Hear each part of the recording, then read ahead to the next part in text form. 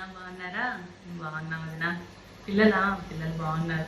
అమ్మాయి చాలా బాగుంది వదినా, బాగా చూసుకుంటాడు. అల్లుడు బంగారం అంటోడు దొరికాడు. దూరాభారం ఇచ్చినా పర్వాలేదు, బాగా చూసుకుంటాడు. ఆ అసలు పొద్దున్న 10 గంటల నాకు నిద్ర కూడా లేనిది వదినా. కాలు కింద పెట్టనీయకుండా చూసుకుంటాడు. నిద్ర లేసేసరికి పని మనుషులు కాఫీ ఎత్తుకొని పరిగిస్తారంట. అంత బాగా చూసుకుంటాడు వదినా.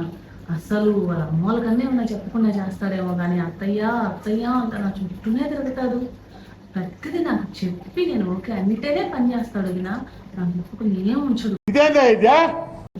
బంగారం అంటూ దొరికాడు. చాలా బాగుంది వదినా. కొడుక వాడి గురించి ఏం చెప్పమంటారు చెప్పండి. కడుపు నించుకుంటే కాళ్ళ మీద పడిందని.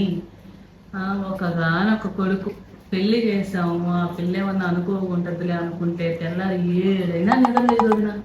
ఎందేమంటే ఆ పని నేను చేయాలి, ఈ పని నేను చేయాలి, అన్ని నేనే చేయాలంటే ఆ పని మనుషులన్నా పెట్టు అంటారు. ఏడాడుతుంది ఏనాడు సౌకర్యాలు అని పని మనుషుల్ని పెట్టడానికి. అంత మాత్రం తెలియదా? ఏందో ఆడేమో ఒక్క మాట అండు ఆ పిల్ల కుంగు కొట్టుకొని తిరుగుతూ ఉంటాడు. పెళ్ళం రాగానే అమ్మేమో అల్లమైంది, పెళ్ళమేమో బెల్లమైంది. ఏమన్నాయంటే అన్నీ ఎత్తుకుపోయి లత్తలో కూడా చెప్పాలంటాడు నా.